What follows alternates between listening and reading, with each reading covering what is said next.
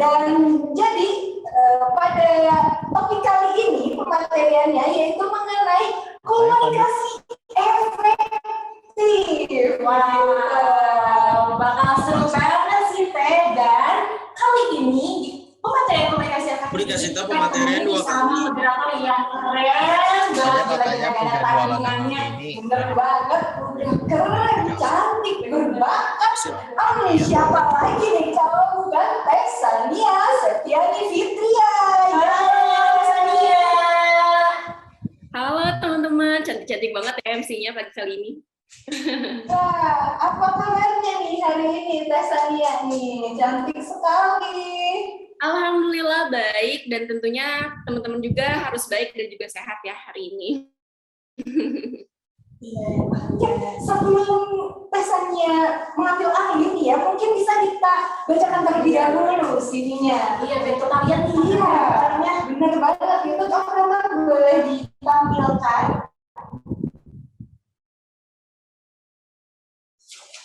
Nah, ini ya. CV dari Teh Sania nih ya. Namanya Sania Septiani Fitria. Teh ini merupakan alumni dari S1 Biologi FMIPA 4 tahun 2017 nih. Alhamdulillah baru lulus ya Teh Sansan kemarin, keren banget ya. Terus juga nih pengalaman organisasinya udah sangat banyak ya. Saya kemarin menjabat sebagai wakil Kepala Departemen Seni Budaya dan Olahraga di BEM FMIPA 4. Terus juga, wah banyak sekali nih ya, ada Pak Paguyuban Manoja, Jajaka Budaya Jawa Barat, dan lain sebagainya. Di achievementnya juga, Teh Sansan ini ternyata Putri MIPA 2019, dan second runner up Putra Putri Pajajaran tahun 2020. Masya Allah, keren sekali ya. Keren banget. Dan gak hanya itu teman-teman, Teh Sania ini juga memiliki beberapa pengalaman. Salah satunya menjadi koordinator di Putra Putri Pajajaran 2020. Dan Teh Sania ini juga sering menjadi moderator, MC, pembicara, dan juga menjadi juri di berbagai event. Salah satunya menjadi MC di MIPA 1 2019. Keren banget nih Teh Sania.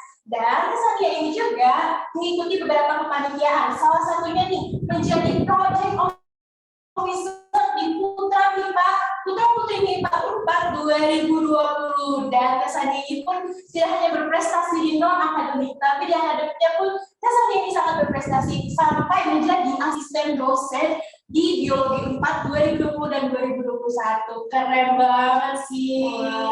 Ngomongin kerennya Teh Sania mah nggak bakal selesai ya. Ingat pasti teman-teman juga udah penasaran banget nih siapa nih moderatornya, yaitu Teh Sania, dan udah siap banget kayaknya ya untuk mendengarkan pematerian. Jadi untuk teman-teman jangan lupa fokus kembali ke layar, siapkan catatannya juga, dan perhatikan ya dengan seksama pematerian yang akan sangat penting banget. Oke deh, tanpa berlama-lama lagi, acara ini kita serahkan langsung aja ke Teh Sania. Silakan Teh Sania. Oke, baik. Sebelumnya suara aku terdengar dengan jelas ya, teman-teman? Terjelas? Oke. Baik, terima kasih untuk Teh Caca dan juga Teh Elizabeth sebagai MC pagi hari ini yang luar biasa, vibes-nya positif banget dan pastinya membuat kita semangat ya, teman-teman. Oke, terima kasih atas sambutannya. Aku mengucapkan Assalamualaikum warahmatullahi wabarakatuh. Selamat pagi, Sampurasun. Teman-teman, perkenalkan lagi, nama saya Sania Septiani Fitria, tapi biasanya dipanggilnya San-San aja. Saya merupakan alumni dari FMIPA, Program Studi Biologi Angkatan 2017. Senang dan bangga sekali hari ini, pagi ini bisa ketemu-temu dengan para maba FMIPA yang luar biasa tahun ini, walaupun kita keterbatasan online gitu ya, tapi aku bisa ngerasain banget vibes teman-teman di sini yang semangat. Tadi juga nyanyiinnya luar biasa dengan penuh hati gitu ya. Jadi hari ini aku di sini akan menjadi moderator dan juga memandu salah satu pematerian yang luar biasa, teman-teman. Pagi ini kita akan sama-sama belajar tentunya mengenai komunikasi efektif. Tapi sebelum kita memulainya dulu, alangkah baiknya kita harus mengetahui SOP apa aja untuk pematerian komunikasi efektif ini. Mangga untuk Akang Teteh Panitia untuk di-share screen. Oke, jadi teman-teman, pada pematerian pagi kali ini kita memiliki beberapa aturan yang tentunya harus kita taati bersama-sama ya. Yang pertama adalah peserta wajib menggunakan identitas yang telah ditentukan selama pematerian berlangsung dengan format yang tertera dan contoh yang tertera juga. Kemudian, kegiatan pematerian dipimpin oleh saya pribadi sebagai moderator. Kemudian peserta diwajibkan untuk mematikan mic selama kegiatan pematerian berlangsung dan dapat menyalakan mic seizin moderator. Selanjutnya, peserta dapat memberikan pertanyaan di kolom chat selama pematerian berlangsung dengan format nama, _asal jurusan, _pertanyaan. Lalu yang terakhir adalah pertanyaan peserta akan dijawab pada saat sesi tanya jawab berlangsung. Jadi nanti akan ada sesi pematerian oleh pemateri kita yang luar biasa, namun nanti juga akan ada sesi khusus tanya jawab dan teman-teman bisa memanfaatkannya dengan baik ya untuk bertanya dengan pemateri kita yang luar biasa pada pagi kali ini. Nah, teman-teman, setelah aku tadi mention ya, kita hari ini akan sama-sama belajar mengenai komunikasi efektif. Mungkin teman-teman juga udah banyak ya yang banyak belajar atau mungkin dari pematerian lainnya, namun kali ini kita akan sama-sama belajar mengenai komunikasi efektif. Nah, sebagai makhluk sosial, teman-teman, tentunya kita juga tidak jauh erat kaitannya dengan komunikasi. Sebenarnya tidak harus menjadi mahasiswa ya, teman-teman. Ketika teman-teman menjadi siswa pun, seringkali komunikasi ini menjadikan hal yang positif ataupun menjadi impression kita terhadap orang lain. Makanya kita harus sama-sama belajar mengenai komunikasi efektif ini. Nah, sesuai arti katanya, komunikasi ini adalah sebuah aktivitas penyampaian informasi, baik itu pesan, ide, dan gagasan dari satu pihak ke pihak lainnya, baik itu secara langsung maupun tidak langsung. Kalau efektif itu sendiri, kalau kita artikan menurut kata ya teman-teman, adalah sebuah usaha untuk mendapatkan tujuan, hasil, dan target yang diharapkan dengan tepat waktu, atau kita bisa artikan dengan ketepatan.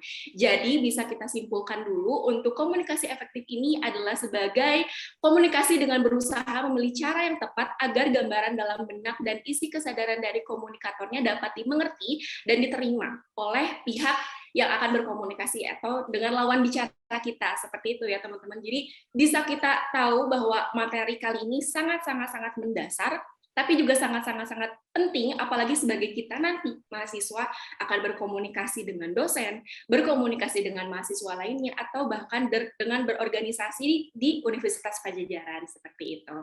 Nah, kita udah tahu nih kisi-kisi dari pematerian pagi kali ini, dan tentunya kita kali ini kedatangan pemateri yang luar biasa. Aku juga membaca CV dari pemateri kita kali ini luar biasa. Jadi untuk Akang Teteh, untuk disimak ya, dan juga mudah-mudahan bisa dapat banyak sekali inspirasi. Oke, untuk Akang Teteh panitia boleh di-share screen CV dari pemateri kita pagi ini. Nah, oke. Teman-teman semua, adik-adikku semua, jadi hari ini kita kedatangan pemateri yang bernama Ibu Benazir Bona Pratamawati MIkom, yang merupakan salah satu dosen Universitas Padjadjaran, Departemen Ilmu Komunikasi dan Informasi, Fakultas Ilmu Komunikasi atau kita sebut dengan Vkom ya.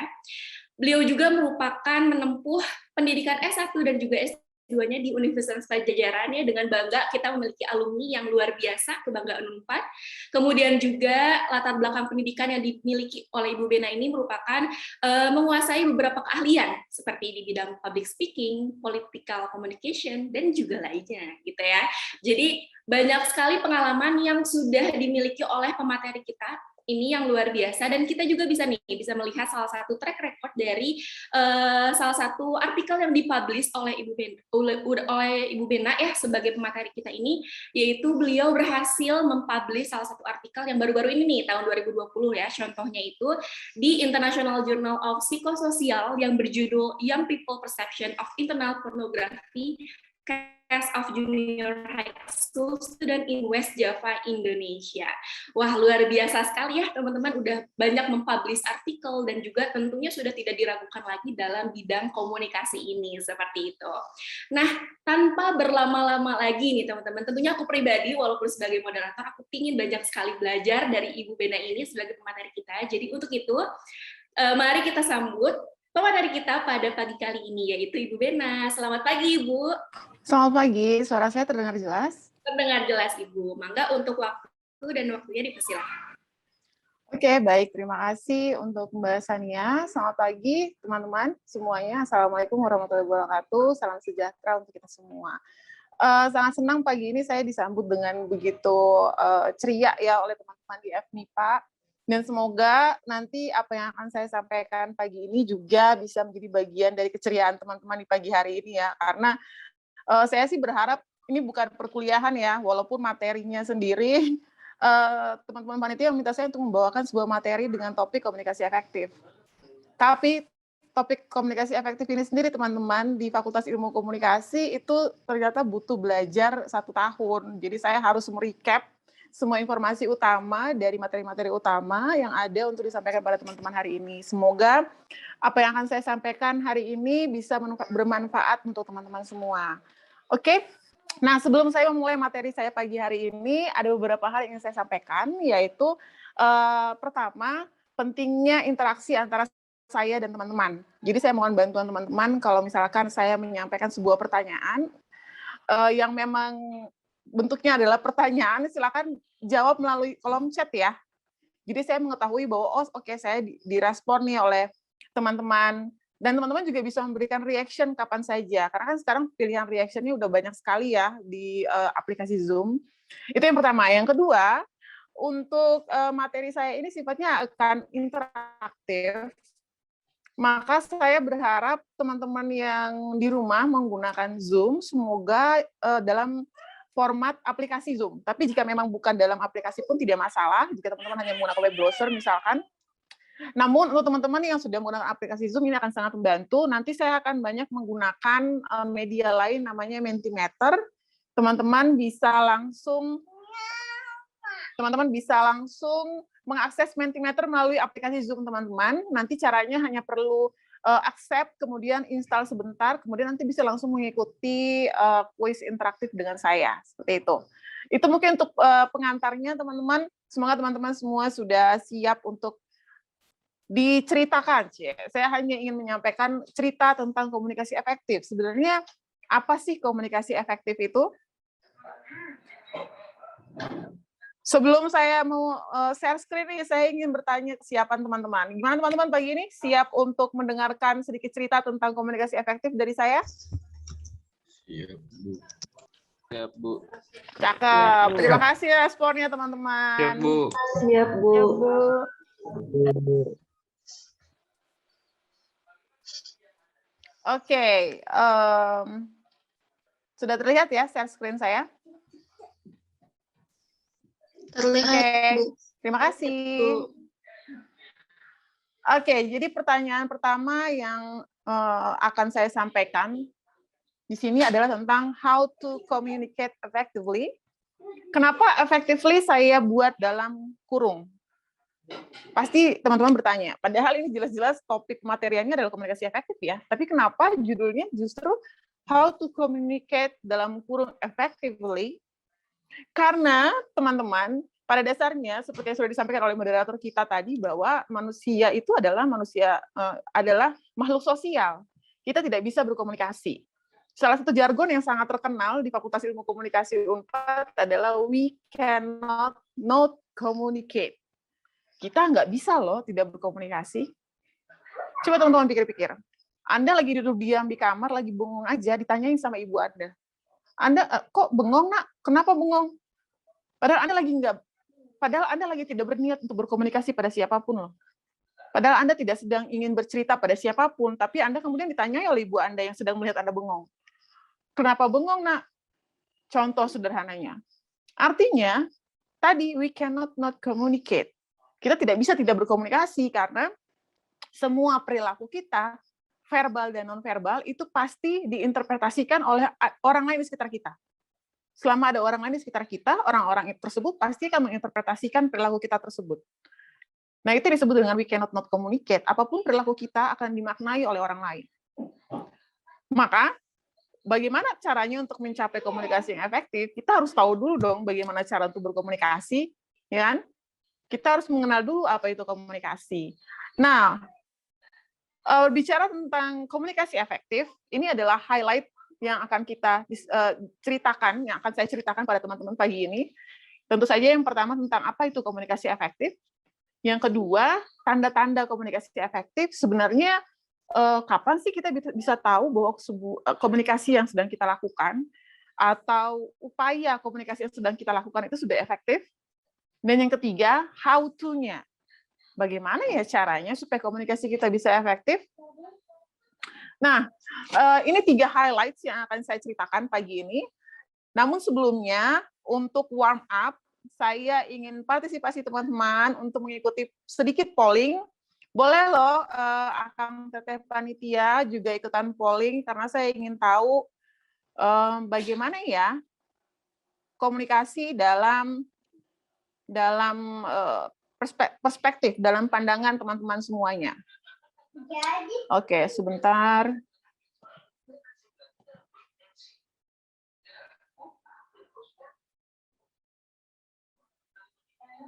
Nah, untuk polling time ini seperti yang sudah saya sampaikan tadi, teman-teman akan menggunakan aplikasi Mentimeter.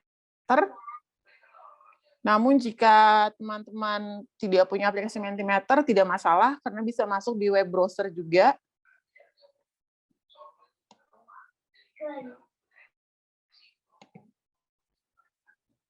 Oke.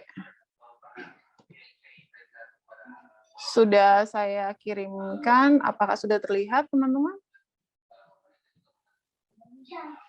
Belum ya? Oh, sudah. Oke. Oke, bisa langsung diisi, teman-teman, bisa langsung dipilih jawabannya untuk polling yang pertama.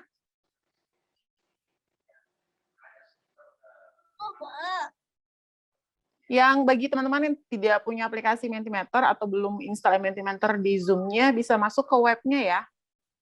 Seperti yang tertera di layar. Ada kodenya yang bisa dimasukkan di situ.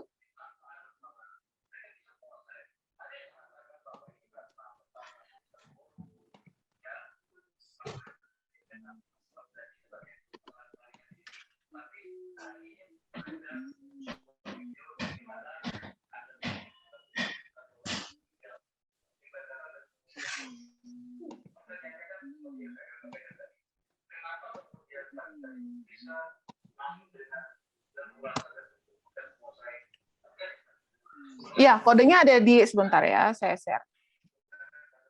Nah, sudah terlihat teman-teman kodenya? 77275151.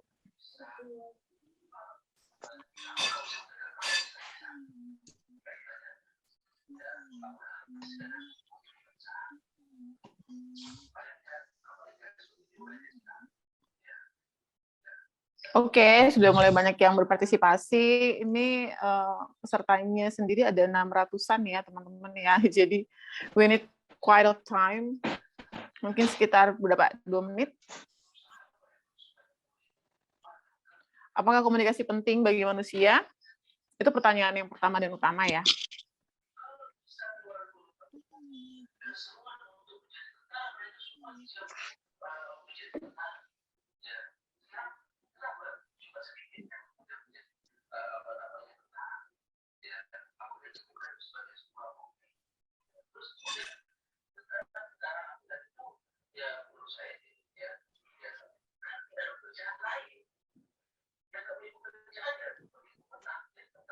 Oke, 600 partisipan tampaknya terlalu lama kalau saya menunggu semuanya. Saya akan menunggu sampai setidaknya 250 ya, teman-teman.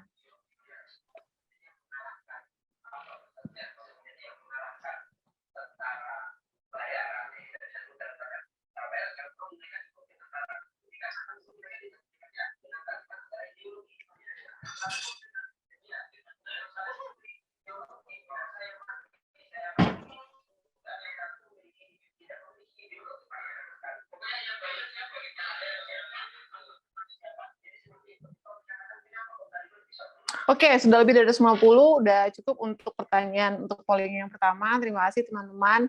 Saya akan lanjut pada polling yang kedua.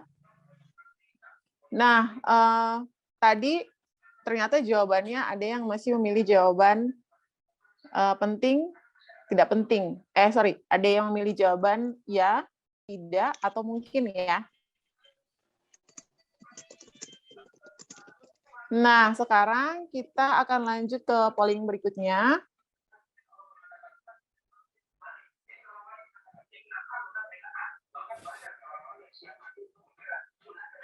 Oke. Sebentar.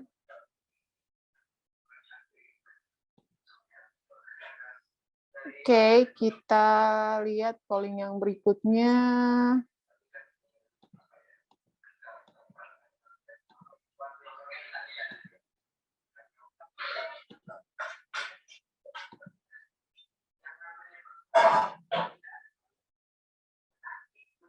Suatu keharusan bagi mereka karena memang karakteristik orang Arab, orang-orang Timur Tengah itu hampir sama, berbeda dengan orang Indonesia. Contoh, Indonesia, Islam masuk ke Indonesia ini dengan berdasar. Oke, sudah saya send, silakan teman-teman yang sudah muncul notifikasinya. Ini kodenya bagi yang tidak menggunakan apps. Dan masuknya ke Indonesia ini Islam dengan cara Apakah Anda merasa telah berkomunikasi dengan baik dalam kehidupan sehari-hari? tapi berbeda dengan karakteristik Menarik ya. ya, mereka ketika tersenggol sedikit atau ada sesuatu yang tidak paham, tidak Mulai terlihat nih. mereka mungkin bisa abang mantap, senggol bacok. Istilah orang bertahu kapan mereka untuk memikirkan masalah. Nah itu dia, ketika Taliban ini membuka diri untuk bernegosiasi dengan Amerika, dan bahkan mereka membuka kantor politik. Wow, menarik sekali grafiknya ya. Ternyata banyak yang merasa mungkin Apa nih maksud Taliban dengan membuka diri seperti ini? Gitu loh. Kita tidak bisa melihat kok Taliban yang seperti dulu kita bisa, atau kita bisa melihat Taliban sekarang sudah menjadi putih. oke, sudah hampir 300 partisipasi. Anyway, itu polling singkat dari saya, itu sudah cukup menggambarkan bagaimana cara teman-teman menilai atau mempersepsi tentang komunikasi dalam kehidupan sehari-hari. Bahwa memang komunikasi itu penting untuk teman-teman dalam kehidupan kita sehari-hari. Komunikasi itu sangat penting. Yang menjadi pertanyaan berikutnya adalah apakah kita sudah berkomunikasi dengan baik selama ini dalam kehidupan sehari-hari? Nah, bagaimana sih cara kita mencari tahu hal tersebut? Sebelum kita mengetahui bagaimana apakah kita sudah berkomunikasi dengan baik dalam kehidupan sehari-hari, yang perlu kita ketahui pertama-tama adalah sebenarnya apa itu komunikasi ya? Apa sih sebenarnya komunikasi? Saya jadi penasaran deh sama pendapat teman-teman tentang apa sih komunikasi. Nah, lagi-lagi saya ingin sedikit polling, ingin mengetahui bagaimana pendapat teman-teman tentang apa sih sebenarnya komunikasi itu. Yang menjadi pertanyaannya sekarang, apakah pengaruh Oke. terhadap kaum muslimin yang ada di Indonesia ini? Saya akan masuk di situ nanti. Siap. Ada pengalaman di sana. Meskipun itu sudah cukup lama, ya, tetapi pada saat kelahirannya akhirnya itu ada di sana. Ya. Dengan tingkat pendidikan yang sangat rendah, demokratisasi yang sangat rendah di sana. Silakan teman-teman, bisa diisi pollingnya. Satu orang cuma bisa isi sekali ya, dan coba gambarkan dalam maksimal 3 kata. Apa itu komunikasi menurut Anda? Loh, malah dimasukin kodenya. Udah gitu. Ini ada kodenya ya, kode yang baru ya di atasnya. Maksimal 3 kata ya teman-teman ya, tidak perlu sebuah kalimat panjang atau definisi dari Joseph de Quito misalkan, ahli komunikasi, tidak perlu. Cukup persepsi teman-teman aja, saya pengen tahu apa sih persepsi teman-teman tentang apa itu komunikasi.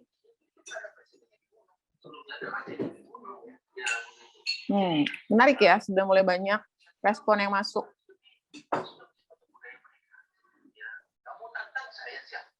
Mungkin saya tutup dulu supaya tidak mengganggu penilaian teman-teman ya.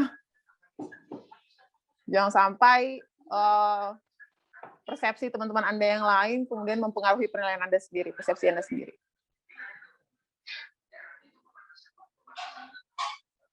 Udah 100-an respon yang masuk. Menarik banget. Hasilnya sangat menarik terkait persepsi teman-teman tentang komunikasi. Berbicara. Oke. Interaksi dua arah. Oke, nanti saat respon yang masuk sudah 200 akan saya share. Kira-kira apa sih respon terbanyaknya? Apa sih persepsi sebagian besar dari teman-teman tentang apa itu komunikasi?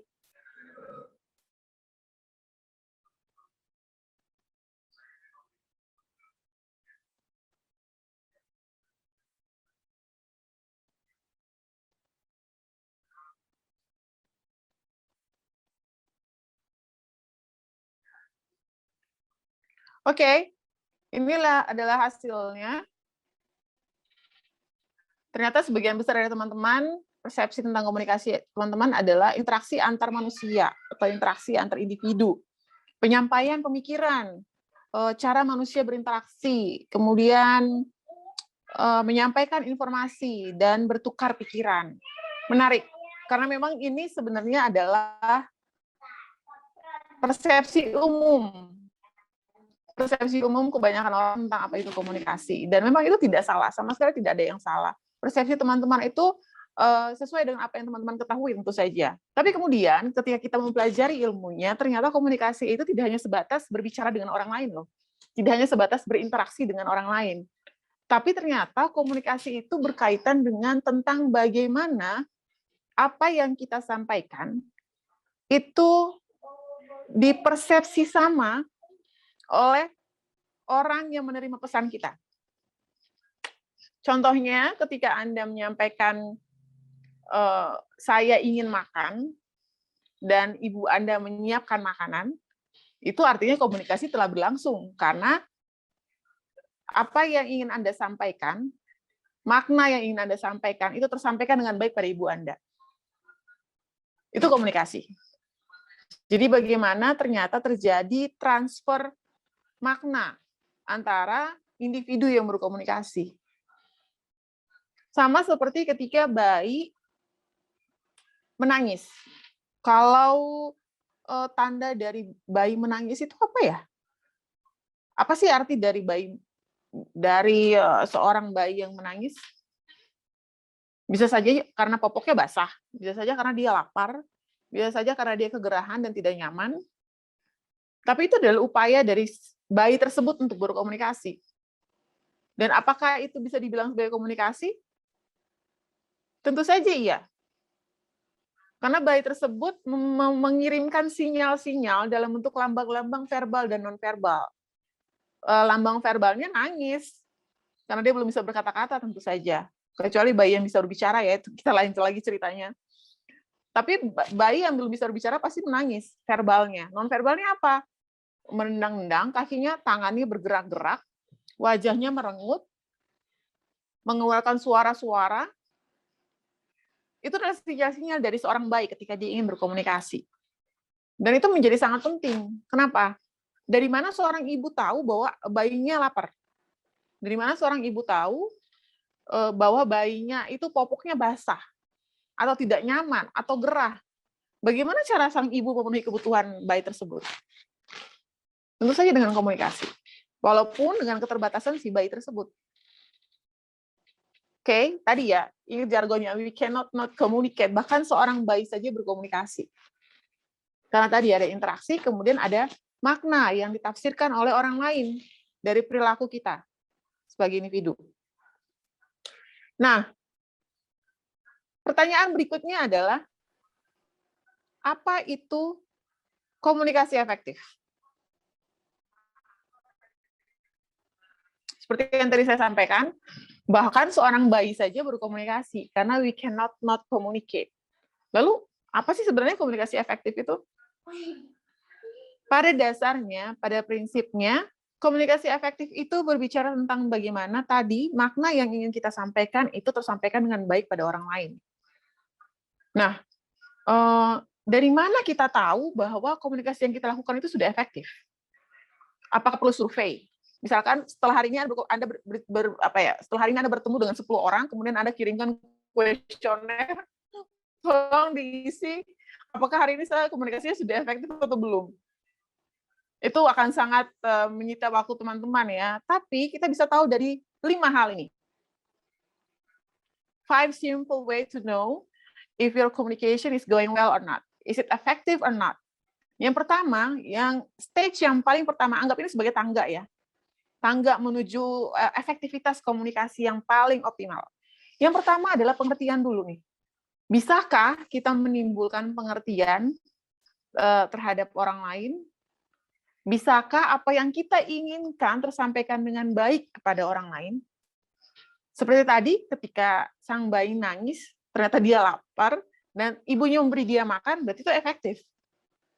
Ketika Anda menyukai seseorang, kemudian Anda menyampaikan, saya suka kamu, kemudian dia sadar dengan perasaan Anda, kemudian berperilaku sebagaimana dengan yang Anda harapkan, atau kemudian dia merespon dengan baik, itu bagian dari mengerti. Makanya kalau lagi PDKT, jangan terlalu sering kode-kodean. Jangan keseringan coding, nanti anak-anak IT doang mungkin yang ngerti coding, kalau yang lain susah. Harus disampaikan dengan kata-kata, dengan ekspresi, verbal dan non-verbal. Stage yang pertama. Stage yang kedua adalah menimbulkan kesenangan. Setelah orang itu mengerti pesan yang kita sampaikan, maka tahap berikutnya untuk kita tahu komunikasi kita efektif itu adalah orang yang kita ajak berkomunikasi itu merasa senang. Ada timbul kesenangan dalam dirinya ketika berkomunikasi dengan Anda. Contohnya teman-teman, pernah nggak lewatin depan rumah tetangga terus ditanya, mau kemana Neng? Mau kemana Mbak? Ya, anak-anak zaman sekarang dalam hati mungkin, apaan sih, kepo banget. Bukan itu maksudnya. Tetangga, teman-teman, Mas dan Mbak di rumah, itu sedang melakukan yang namanya komunikasi fatigue atau fatigue communication. Apa sih fatigue communication itu? Fatigue komunikasi fatigue ini artinya komunikasi yang dilakukan untuk menunjukkan bahwa kita sadar dan tahu ada Anda loh di sekitar kita. Komunikasi yang saya lakukan untuk memberitahu teman-teman bahwa saya sadar dan tahu ada loh teman-teman di sekitar saya. Seperti sapaan tersebut, mau kemana Neng? Mau kemana Mas? Gitu kan, pagi-pagi pas lewat. Atau pas di kampus, kemana aja? Kok udah lama nggak lihat? Nggak usah pusing mikirin jawaban, ketawa aja. Karena itu bagian dari komunikasi fatigue sebenarnya. Bagaimana orang bertanya pada kita tuh bukan karena kepo, sebenarnya dia hanya ingin menunjukkan bahwa kita tuh sadar, saya aware loh bahwa Anda itu ada gitu. Nah, tahap stage yang ketiga adalah mempengaruhi sikap. Ini udah mulai tingkat kesulitannya udah mulai tinggi ya, mempengaruhi sikap. Ketika kita mau berteman sama seseorang, nih kayak teman-teman kan maba ya, masih nyari teman kan, masih cilang-culing, celingak-celinguk, lihat mana ya yang cocok jadi teman saya gitu kan. Nah, ketika Anda membangun komunikasi awal, membangun sebuah inisiasi komunikasi, Anda akan tahu bahwa komunikasi Anda itu efektif atau tidak ketika besokannya dia nyari Anda di chat misalkan. Kalau sekarang kan online ya, susah. Kalau lagi di lapangan ngumpul gitu, terus tiba-tiba ada yang nyamperin pada kelompok yang beda, itu menunjukkan bahwa dia sudah membangun sikap tertentu terhadap Anda. Oh, dia suka nih teman sama saya nih. Oh, kita sefrekuensi nih. Ada nggak yang kayak gitu sama sahabat-sahabatnya? Sobi-sobinya. Oh, kita sefrekuensi nih. Jadi ada sikap tertentu. Ketika Anda memulai sebuah perkenalan sama teman-teman baru nih, di ruangan ini 600-an orang, pasti sudah saling berkenalan satu sama lain ya, dalam perjalanan beberapa hari PMB ini. Ada sikap tertentu di antara teman-teman Anda. Ada yang Anda ajak bicara hari ini, besok tidak bicara lagi. Kenapa ya? Tidak ada sikap yang muncul pada dirinya. Menunjukkan bahwa mungkin memang kurang efektif, walaupun niat Anda adalah Anda sebenarnya ingin membangun hubungan baik atau pertemanan dengan dia. Tapi itu kan sebelum mencapai stage yang keempat ini, yaitu hubungan sosial yang baik, kan kita harus mampu membangun rasa suka dulu ya. Suka dalam konteks yang paling sederhana ya teman-teman. Bukan suka yang lainnya, itu stage yang lebih berbeda lagi nanti. Tapi setidaknya ada kesukaan dulu nih. Oh, orang tersebut responnya baik sama kita. Oh, orang tersebut ternyata besokannya masih nyari kita nih. Pada akhirnya, jika sikap baik terbentuk, akan membangun hubungan sosial yang baik, teman-teman. Bagaimana Anda bisa menjalin pertemanan atau persahabatan ketika orang yang ingin Anda temani atau menjadikan sahabat atau menjadikan teman ternyata tidak suka dengan gaya Anda atau tidak suka dengan cara bicara Anda. hubungan sosial tidak akan bisa terbangun dengan baik. Nah, stage yang terakhir dari komunikasi efektif, Anda tahu dari mana kalau komunikasi Anda efektif atau tidak? Lihat dari tindakannya, apakah dia melakukan sesuatu yang Anda inginkan? Contohnya, ada yang pengen HP baru, pasti salah satu caranya adalah dengan mempersuasi orang tua Anda sebagai sumber dana utama, ya kan? Ketika Anda mempersuasi orang tua Anda, dari mana Anda tahu bahwa Anda berhasil mempersuasi beliau, ayah atau ibu Anda, ketika diberikan HP? Atau ketika dikasih kartu, nih nak, silakan ke mall beli HP. Itu namanya tercapailah tindakan, yaitu stage tertinggi. Tanda terakhir yang paling signifikan dari komunikasi efektif adalah tindakan. Dan untuk mencapai tindakan ini harus melalui tangga yang paling bawah dulu. Harus ada pengertian dulu, dia harus memahami Anda dia harus senang dulu, dia harus mempunyai sikap yang positif terhadap Anda, dia harus mau membangun hubungan yang berkelanjutan dengan Anda, baru bisa pada akhirnya dia menghasilkan tindakan yang sesuai dengan yang Anda inginkan. Teman-teman yang baru Anda temui hari ini, semuanya mungkin pada stage awal ya, saling mengenali ya, sedang berusaha mencari pengertian, kesenangan dulu nih, sebelum akhirnya menjalin hubungan pertemanan, dan sebelum akhirnya pada suatu hari, ketika Anda ngajak, kita bolos aja yuk, kemudian dia mau diajakin bolos. Berarti Anda sudah sangat efektif berkomunikasi dengan dia selama ini. Karena tercapai nih yang terakhir nih, tindakan yang dilakukan sesuai dengan keinginan Anda. Oke? Nah, sebelum saya lanjut nih pada materi terakhir tentang bagaimana sih cara berkomunikasi efektif, ini ada satu video menarik yang ingin saya share kepada teman-teman. Sebenarnya sih hanya sedikit saja, karena waktu saya juga terbatas ya. Tapi boleh kita nonton ini sebentar. Oh, lo pakai iklan segala.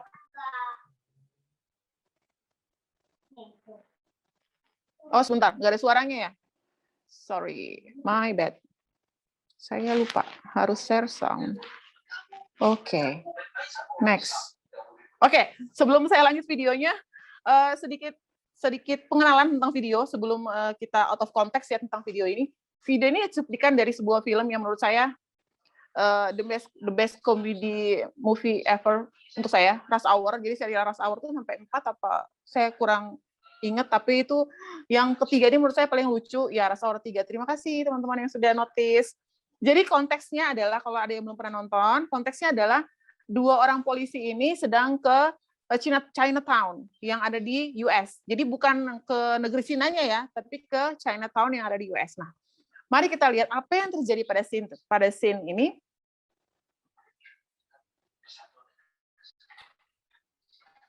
Sorry.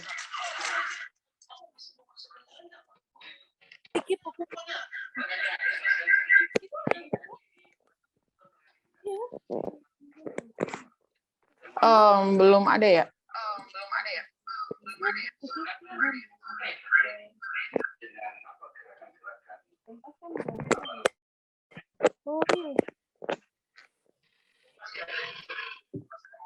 Sebentar ya teman-teman.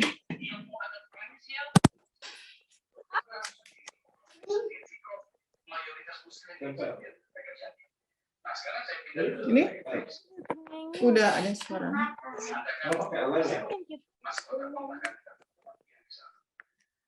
Ada nggak indikasi bahwa kita menang nih.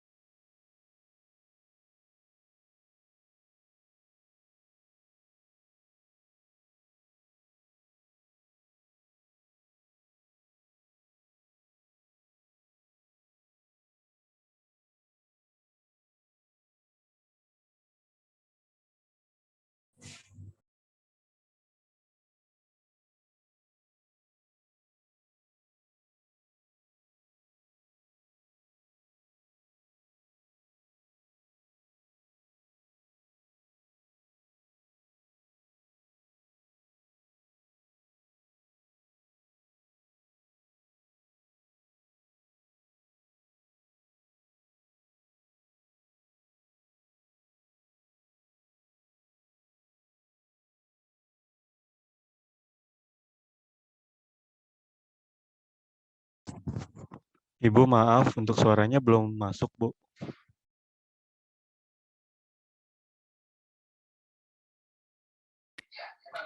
Sorry. Kesalahan teknis ya. Oke, sebentar. Karena suaranya tidak masuk, ternyata saya skip aja videonya ya. Tapi ada teman-teman yang sudah pernah menonton video tersebut? Udah Bu, udah tahu. Belum, Bu. Oh, belum. Oke. Ada yang belum nonton sih sayangnya ya. Ya, sebentar ya. Ini video, sorry. Saya coba share screen lagi. Saya masih ada waktu kah, Mbak Moderator? Berapa menit lagi ya? I lost track of time. Oke, sebentar. Saya coba lagi ya. Siapa?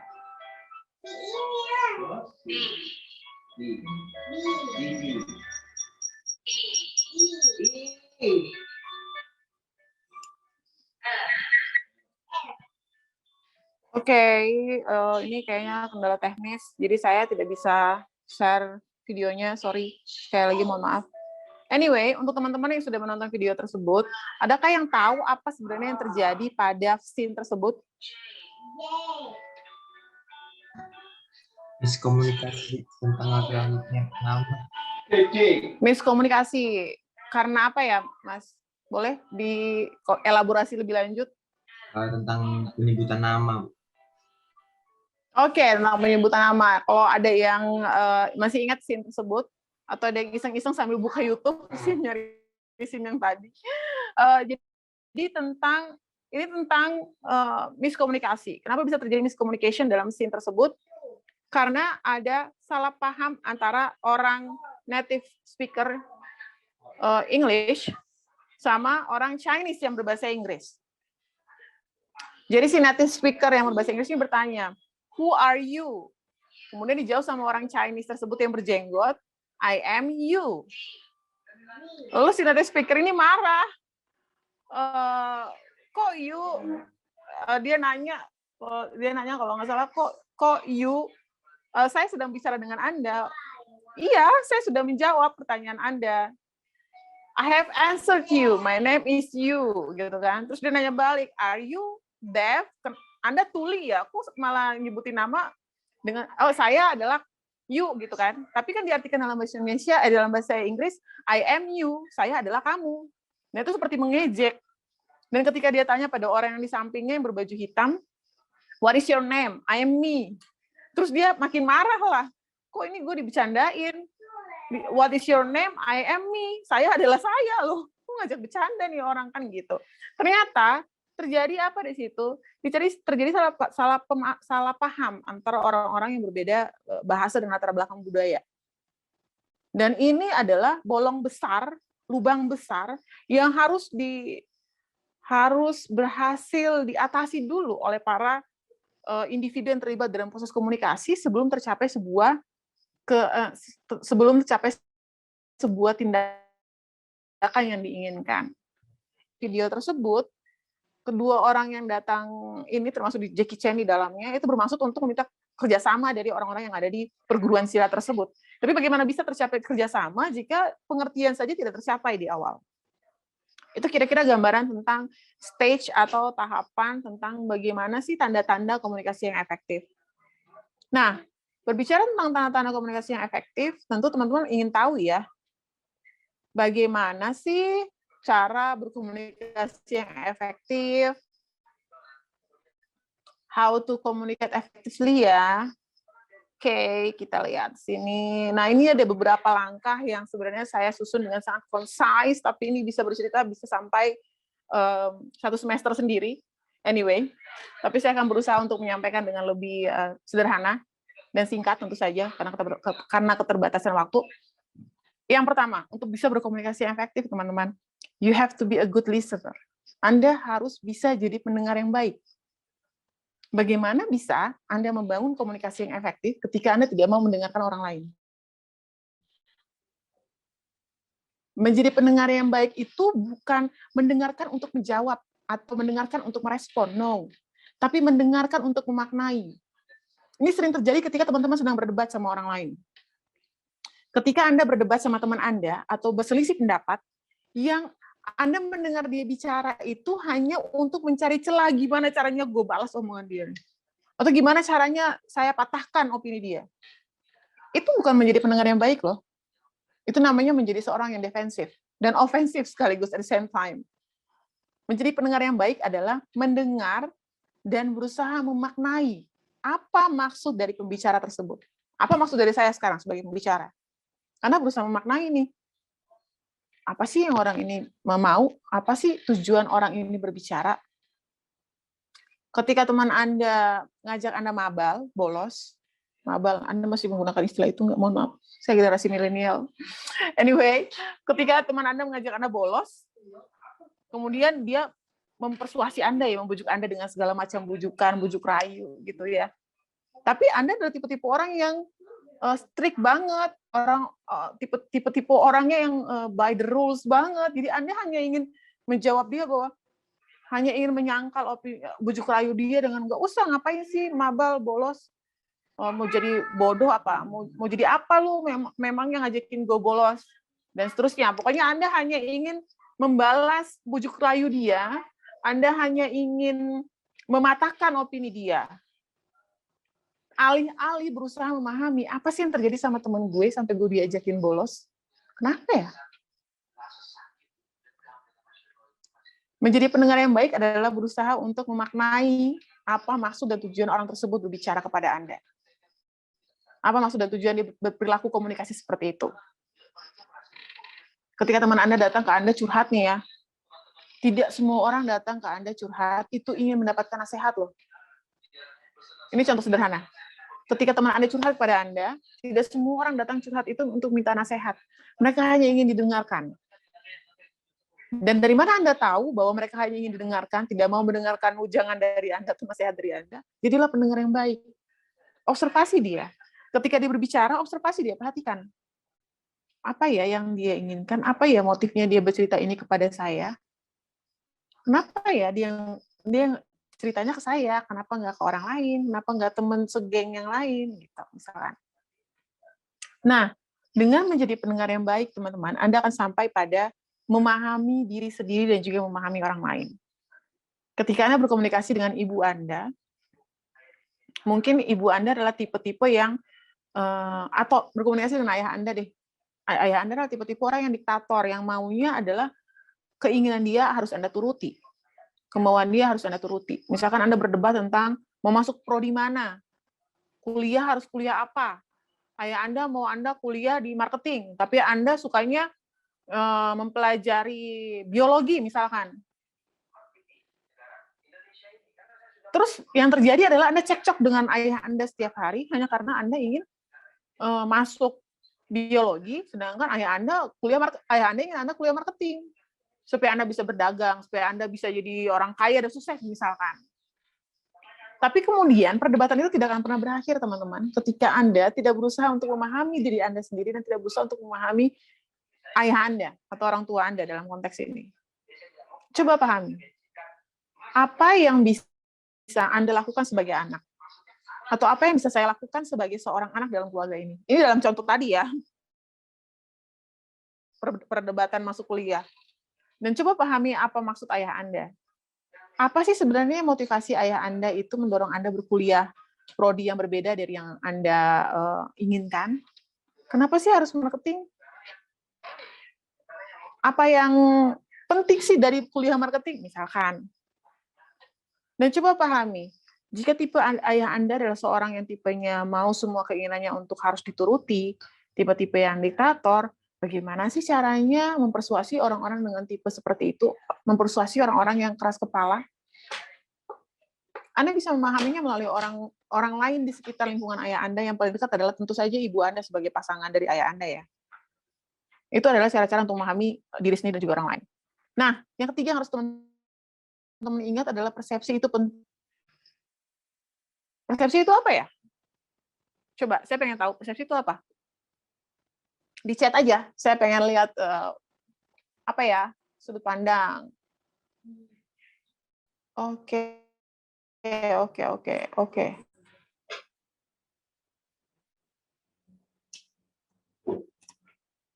Oke, sebagian besar dari teman-teman memahami persepsi sebagai sudut pandang atau POV atau point of view. Ini yang perlu kita luruskan di sini. Persepsi dengan perspektif adalah dua hal yang berbeda. Oke, persepsi dan perspektif adalah dua hal yang berbeda. Perspektif adalah POV atau point of view atau sudut pandang. Oke. Persepsi adalah memaknai, memahami orang lain.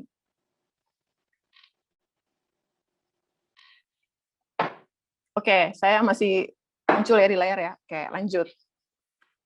Persepsi adalah bagaimana kita memaknai, memahami, menginterpretasi. Jadi persepsi ini tidak hanya terkait dengan kita memaknai, menginterpretasi orang lain, tapi juga menginterpretasi lingkungan di sekitar kita, aksesoris yang digunakan oleh orang lain.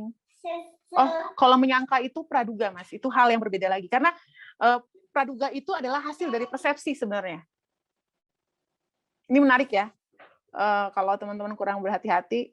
Tapi anyway, saya harap ini jadi sebuah informasi baru untuk teman-teman, pengetahuan baru. Bahwa tadi, perspektif adalah sudut pandang, point of view. Sedangkan persepsi adalah bagaimana Anda memaknai. Cara kita memaknai orang lain. Cara kita memaknai lingkungan kita. Ketika teman-teman ketemu, baru pertama kali ketemu, kan ada yang namanya first impression tuh. Suka ada yang, kayaknya dia judes deh. Kayaknya dia galak deh. Males deh gue temenan sama dia. Ada yang kayak gitu pasti. Kayaknya dia gaya-gayanya borju gitu deh. Pasti nggak mau temenan sama anak-anak yang pas-pasan kayak gue. Itu bagian dari Anda memaknai orang lain. Dan persepsi ini pada akhirnya menghasilkan praduga atau tadi dugaan yang pada akhirnya tingkatan yang lebih tinggi lagi adalah Anda menghasilkan sebuah judgment baru, penilaian baru terhadap orang lain. Nah, ini akan mengantarkan kita pada poin keempat, tunda penilaian. Dari mana kita bisa melakukan, bagaimana kita bisa berkomunikasi dengan efektif kalau kita sudah punya judgment tertentu terhadap orang yang kita ajak berkomunikasi.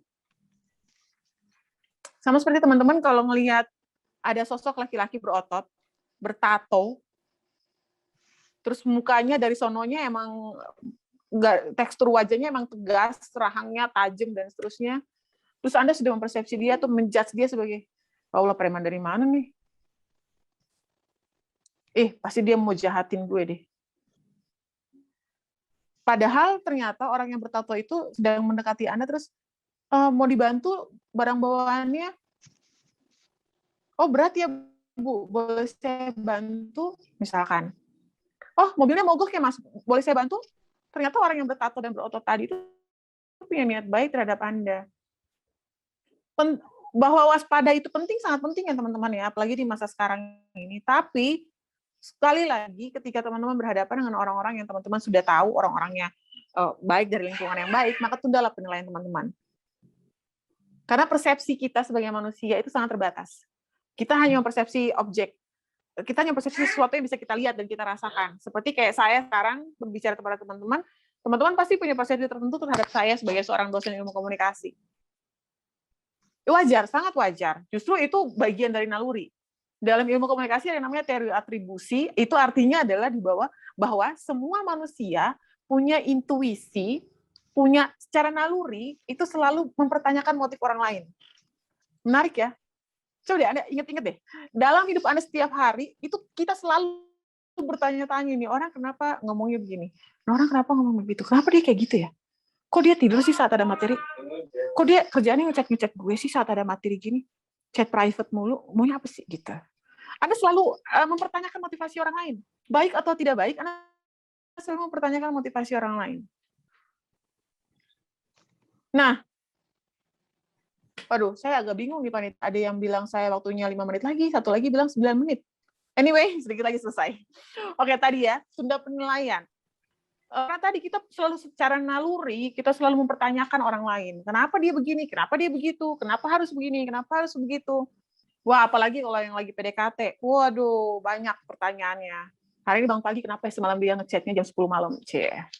Bangun pagi buka HP, kenapa dia ngechat pagi-pagi? Anda selalu mempertanyakan motivasi orang.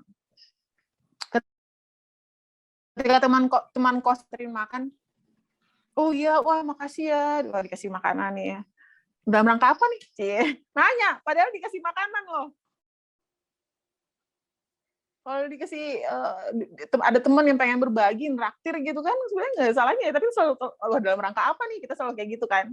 Itu bagian dari kita sebenarnya tadi ada selalu mempertanyakan motivasi orang lain, dan itu sudah secara naluri ya teman-teman. Nah, tadi menjadi pendengar yang baik, memahami diri sendiri dan juga orang lain, kemudian selalu mempertimbangkan persepsi kita terhadap orang lain dan lingkungan sekitar kita, itu akan membantu kita untuk menunda penilaian kita. Kita harus berhati-hati dalam menilai orang lain nih. Nah, semua langkah-langkah tersebut harus harus didukung dengan sebuah tindakan, yaitu dengan berkomunikasi secara asertif dan persuasif. Apa itu asertif? Ada yang pernah dengar? Boleh kalau ada yang pernah dengar, coba saya pengen tahu deh, apa itu asertif, teman-teman? Ada? Oh enggak pernah tahu ya? Oh, tegas. Ada lagi? Jujur dan tegas. Oke, nice. Good job. Mampu berkomunikasi dengan tegas, memilih mana yang lebih penting. Oke. Kemampuan untuk menyampaikan yang diinginkan. Cakep, Mas Sultan. Tepat sasaran, Mas. Jadi yang disebut dengan asertif itu adalah menyampaikan apa yang kita inginkan. Intinya itu, mampu menyampaikan apa yang kita inginkan. Seringkali dalam kehidupan sehari-hari, kita berkomunikasi itu tujuannya cuma satu, untuk mencapai kebutuhan kita sebenarnya kan. Tapi seringkali manusia itu susah menyampaikan apa yang dia inginkan. Nah, Anda harus mampu berkomunikasi seasertif mungkin untuk bisa mencapai komunikasi yang efektif. Ketika Anda diajak berkelompok sama teman Anda, terus Anda nggak mau, Anda harus bilang bahwa Anda nggak mau. Jatuh lagi, sorry. Keren banget emang kamera saya. Oke. Nah, ketika Anda nggak mau diajak untuk berkelompok sama teman Anda, ya Anda harus tahu bagaimana menyampaikannya gitu loh. Jangan karena nggak enak, kemudian nggak disampaikan. Kemudian Anda hanya misalkan kayak orang pundung gitu, dihubungin nggak bisa, dikontak nggak bisa, diajak Zoom nggak pernah mau, di grup nggak pernah balas chat. Itu bukan sama sekali bukan perilaku komunikasi yang asertif. Dari mana teman-teman Anda tahu bahwa Anda nggak mau bergabung dalam kelompok mereka? Atau dari mana teman-teman Anda tahu bahwa Anda sedang dalam masa yang sangat sulit sehingga Anda tidak bisa mengerjakan tugas kelompok? Maka Anda harus bisa berkomunikasi secara asertif. Harus mampu menyampaikan apa yang Anda inginkan dengan baik. Yang kemudian berikutnya adalah secara persuasif. Apa yang ingin Anda sampaikan, apa yang ingin Anda tuju, atau yang ingin Anda capai, itu harus bisa disampaikan secara asertif dan persuasif. Jadi sepersuasif mungkin, misalkan ke teman bahwa biasanya terjadi dalam pengalaman saya nih, segeng, pasti bahasanya punya geng juga ya waktu kuliah. Biasanya kalau waktu masih kuliah offline, pertengkaran utama dalam sebuah geng adalah makan siang di mana. Itu perdebatannya bisa panjang dari yang lapar banget sampai akhirnya udah nggak lapar masuk angin. Karena tadi menentukan mau makan siang di mana, setiap orang punya preferensi. Tapi pasti ada satu orang di antara teman-teman yang sangat asertif dan persuasif. Aduh, pengennya yang kuah, pedes, dan anget gitu, dan panas gitu. Enak deh. Kayaknya hujan-hujan gini yang panas-panas, sangat anget, pedes tuh mantap deh. Jadilah, terpersuasilah teman-teman Anda, terbujuklah. Ya udah deh, kalau gitu kita makan bakso aja misalnya, atau makan soto aja. Maka komunikasi Anda sudah pasti efektif, karena keinginan Anda untuk makan yang pedas, panas, dan anget, dan berkuah itu tercapai dengan teman-teman Anda mau untuk sama-sama makan soto atau bakso misalkan. Nah, itu adalah topik tentang komunikasi efektif. Cerita berjudul komunikasi efektif yang saya berusaha untuk kemas concise mungkin, padahal ini materi 1 semester, bahkan 2 semester di Fakultas Ilmu Komunikasi. Semoga teman-teman bisa mendapatkan sedikit banyak dari materi yang sudah saya sampaikan, teman-teman. Kalau saya juga sudah habis. Sangat menyenangkan untuk bertemu dengan teman-teman di Fakultas MIPA. Semoga apa yang saya sampaikan hari ini bisa memberikan sedikit banyak pengetahuan, insight, dan tentu saja bisa membantu teman-teman dalam berkomunikasi dalam kehidupan sehari-hari. Semoga ya, dan semangat, selalu semangat untuk membangun pertemanan yang baik dengan teman-teman baru. Ingat tadi, persepsi itu penting dan tunda penilaian teman-teman. Oke? Sekian dari saya. Jika ada pertanyaan, silakan melalui Mbak Moderator. Terima kasih teman-teman. Selamat pagi. Assalamualaikum warahmatullahi wabarakatuh. Baik, waduh luar biasa Bu Bena, luar biasa sekali. Jujur dari aku pribadi banyak sekali belajar dan banyak sekali insight ya Bu. Dan tadi setuju banget Bu mengenai gong di dunia perkuliahan itu sangat-sangat terjadi Bu, pengalaman ya Bu, dan itu bisa sangat kita aplikasikan nih teman-teman adik-adik semua, karena tidak bisa dipungkiri ketika kita mungkin bersekolah di SMP, SMA, bahkan nanti di kuliah kita pasti memiliki circle, dan komunikasi ini akan kita terapkan sebagai minimal menyamakan persepsi ini teman-teman ya, kita mau beli apa deh nanti siang, kita mau kemana nanti, seperti itu, karena kita kalau udah bisa membangun komunikasi yang baik di circle, tentunya kita juga bisa menerapkan ke hal-hal yang lebih lanjut, mungkin seperti ke dosen gitu ya, presentasi, dan lain-lain gitu. Jadi komunikasi ini adalah hal-hal yang bisa kita terapkan dari hal yang kecil sampai hal yang benar-benar besar gitu. Nah, aku pribadi karena banyak belajar, tentunya teman-teman di sini juga pasti banyak belajar dan udah banyak kepo nih, bukannya dari tadi juga sangat-sangat fokus ya, aku perhatiin satu-satu mukanya sangat-sangat excited juga. Mangga untuk teman-teman semua yang ingin bertanya, boleh untuk raise hand atau langsung memberikan pertanyaannya di kolom chat dengan format nama, kemudian juga boleh langsung dari program studi mananya dan memberikan pertanyaannya gitu. Nanti kita akan pilih beberapa pertanyaan sesuai dengan waktu yang sudah diberikan panitia gitu ya. Gitu. Oke, wah Bu, sudah banyak sekali nih pertanyaannya, luar biasa. Kita pilih dulu salah satu ya. Ini pertama Bu, ada pertama yang sangat udah excited. Namanya Aisyah Utama dari program studi Geofisika. Izin bertanya Ibu, bagaimana cara yang tepat untuk merespon teman yang defensif? Luar biasa. Bu. Waduh. Luar biasa. Bu, boleh di... Oke. Boleh langsung dijawab ya Mbak Sania ya. Oke. Oh, mungkin pertama-tama saya lupa memperkenalkan diri secara proper ya. Ya astagfirullahaladzim, mohon maaf. Saking bersemangatnya pengen bercerita kepada teman-teman. Jadi nama saya Binazir Bona Pratamawati. Nah, di Vkom itu saya biasa disapanya Miss Z. Jadi panggilan pendek saya itu Z sebenarnya. Iya, biasa disapa Miss Z sama teman-teman di Fakultas Ilmu Komunikasi. Mungkin itu sekedar untuk ini aja ya, pengenalan aja singkat. Nah, terkait pertanyaan tadi, bagaimana sih cara ngadepin teman Anda yang defensif? Tadi, langkah yang paling pertama, teman-teman, menjadi pendengar yang baik. Kenapa ya dia sedefensif itu? Berusaha pahami dia. Apa yang sedang dia pertahankan ya dengan bersikap sedefensif itu? Apa yang terjadi pada konsep dirinya? Karena biasanya teman-teman yang defensif, yang dalam kehidupan sehari-harinya, setiap berkomunikasi dengan orang lain, dia bersikap sangat defensif, biasanya adalah indikasi bahwa dia punya konsep diri yang tidak baik atau negatif. Dia merasa rendah diri, dia merasa tidak berharga, dia merasa diserang oleh orang lain, padahal temannya cuma bilang, bagus loh bajunya, tapi kok gambarnya gitu, padahal kayak cuman komentar ya sebagai teman gimana sih, cuman pengen ngomentarin aja, cuman pengen bercandain temennya, tapi kemudian dia langsung defensif, apaan sih suka-suka gue dong pakai baju apa, misalkan dia tiap hari gaya berkomunikasinya seperti itu. Kita coba pahami, mungkin ada yang salah dengan konsep dirinya. Oh, kalau konsep dirinya dia merasa diri tidak berharga misalkan, atau dia merasa dirinya rendah diri, coba tiap hari berikan dia kata-kata yang suportif tapi tidak fake ya, jangan munafik. Kalau Anda pengen memuji orang, pujilah setulus mungkin, setulus yang Anda bisa dan setulus yang Anda mau. Misalkan, bagus deh warna bajunya, casing HP-nya beli di mana. Hal-hal sederhana seperti itu sebenarnya mampu membantu orang-orang dengan konsep diri yang negatif dan rendah diri untuk merasa bahwa ada loh yang perhatian sama gue, ada loh yang perhatian sama saya. Dan orang-orang seperti itu sangat butuh perhatian sebenarnya teman-teman. Jadi bagaimana caranya? Tadi ya Mbak, menjadi pendengar yang baik dan coba pahami kenapa ya dia bersikap seperti itu. Dengan cara apa? Tentu saja observasi. Nggak usah tiba-tiba nasihati, komunikasi efektif tuh gini loh caranya. Nggak usah gitu. Kita observasi aja dulu. Kita lihat bagaimana ya dia kesehariannya. Apakah dia defensif seperti itu hanya kepada saya?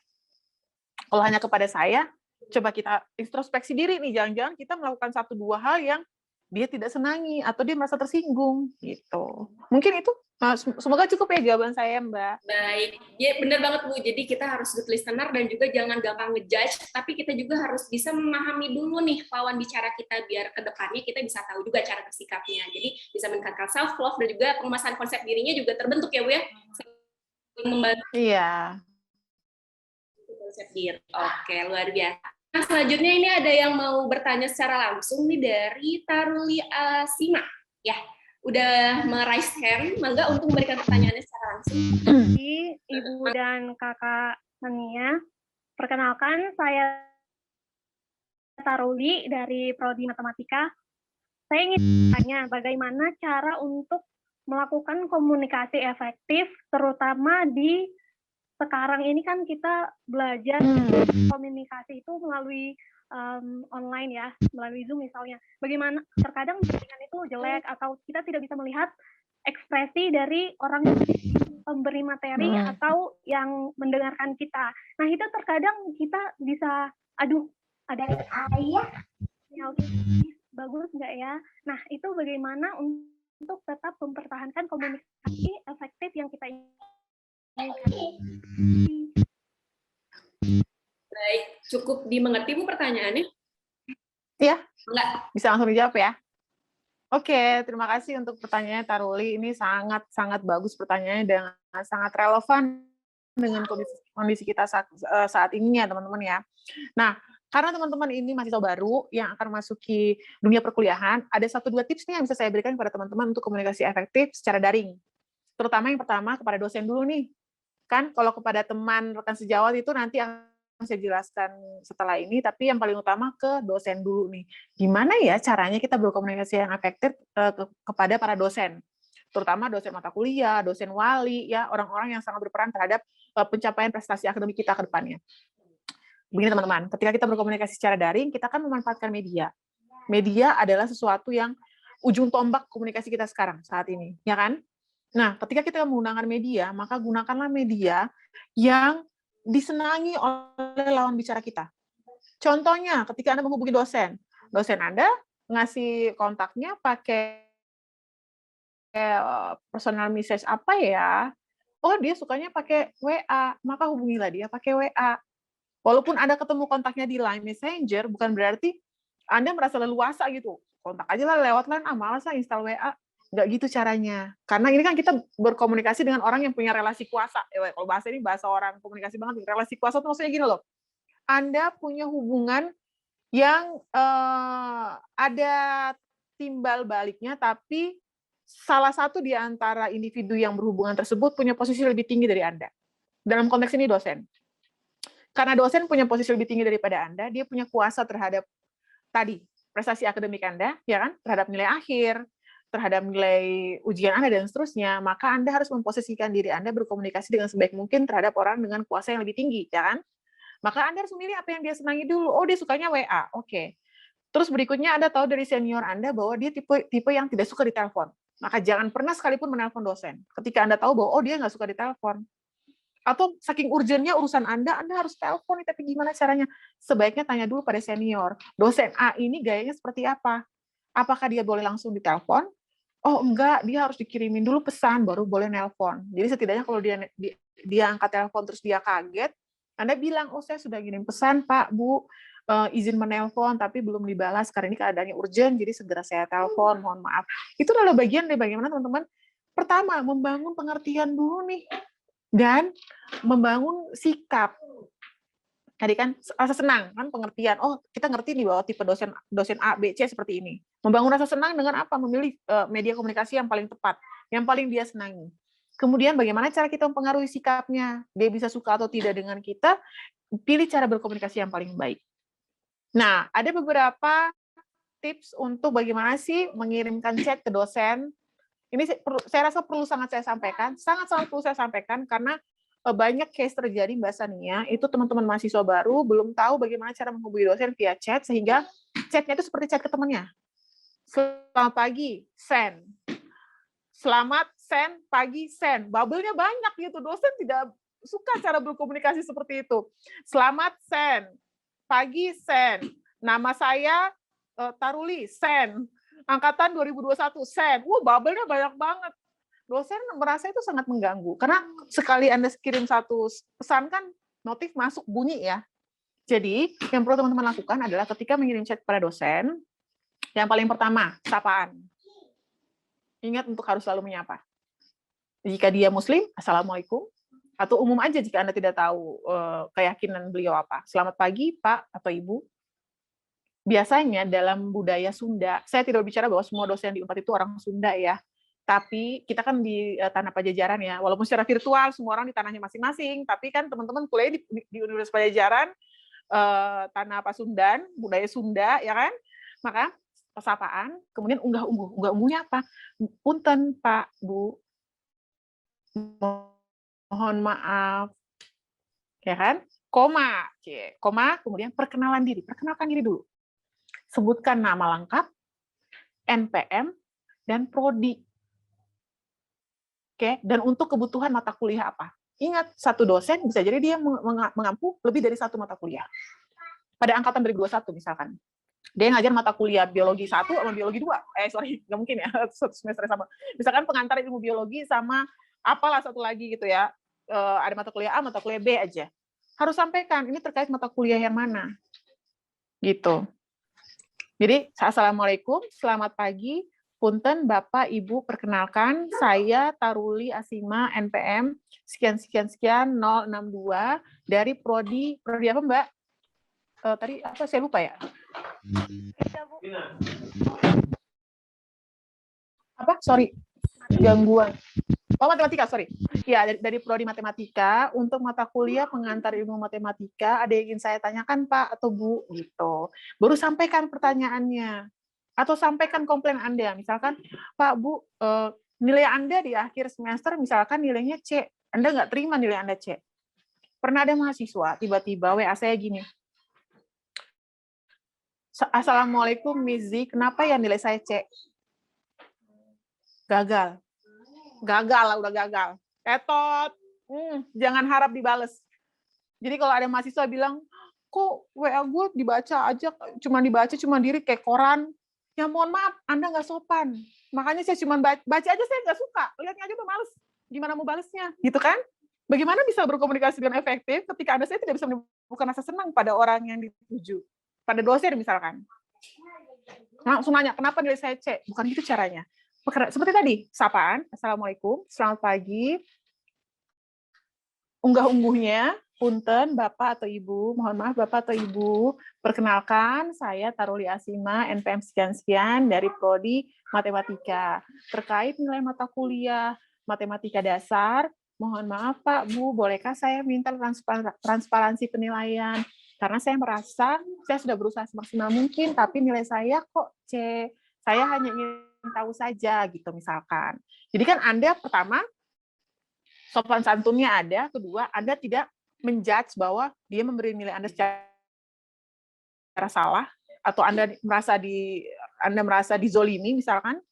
Yang ketiga, Anda tidak tendensius. Ketika Anda bilang, kok nilai saya C ya Bu? Itu tendensius. Kayak ngajak berantem. Ya, itu kan cuma bahasa tulis. Bahasa tulis kan tidak ada ekspresi, tidak ada suara, tidak ada intonasi. Berbeda dengan ketika berbicara langsung ya. Ketika bahasa tulis itu diterjemahkan, dibaca oleh orang yang membaca, dia akan menginterpretasikannya dengan intonasi yang beragam, dengan suara yang beragam. Terserah interpretasinya dia aja, gitu. Nah, ketika dia menginterpretasinya kan sebagai salah, bahwa kok saya disalahkan dengan ngasih nilai itu, Anda sudah gagal dalam berkomunikasi, sudah tidak efektif. Karena di awal saja sudah tidak membuat orang itu senang. Waktu sesi tanya jawab sudah habis, tapi saya selipkan satu lagi tips dan trik untuk berkomunikasi dengan sesama rekan sejawat. Pertama, tadi pilih media yang disenangi. Yang kedua, berkomunikasilah pada jam-jam di mana teman-teman merasa jam-jam tersebut adalah jam-jam paling efektif. Tentu saja di jam-jam perkuliahan ya. Yang ketiga, kenali gaya berkomunikasi, gaya bermedia teman Anda. Tentu saja kalau pertama kali Anda belum tahu, nanti lama-lama Anda pasti akan tahu dan akan paham. Dan yang keempat, ingat untuk selalu secara terbuka menyampaikan dengan kata-kata yang tepat, dengan singkatan-singkatan yang jelas dan diketahui secara umum. Oke, jangan sampai nanti Anda kirim message ke teman Anda SBB. Padahal nggak semua orang tahu bahwa SBB singkatan dari sorry baru bales. Ya kan? Nggak ada yang tahu, nggak semua orang tahu. Jadi itu tadi, harus berhati-hati. Kenali dulu bagaimana gaya berkomunikasi bermedia teman Anda. Mungkin itu sedikit tips dan trik dari saya. Semoga cukup membantu ya, teman-teman ya. Oke, baik. Sangat-sangat membantu Ibu, karena tadi juga sudah menjawab juga ya, selain menjawab pertanyaan dari Taulani tadi juga sudah memberikan tips and trik dan juga hal-hal yang sangat-sangat bermanfaat. Jadi benar banget nih teman-teman, ketika nanti berkuliah, kita tuh harus menjadi orang yang adaptif dan juga memiliki behavior yang baik, khususnya kepada para dosen. Karena kita memiliki sebuah sopan santun itu sangat-sangat penting gitu ya dari segala hal gitu. Jadi Mizi juga tadi memberikan sebuah kisi-kisi lah kepada kita sebagai orang yang harus memiliki behavior yang baik biar kita dalam berkomunikasi khususnya di perkuliahan ini tuh baik gitu.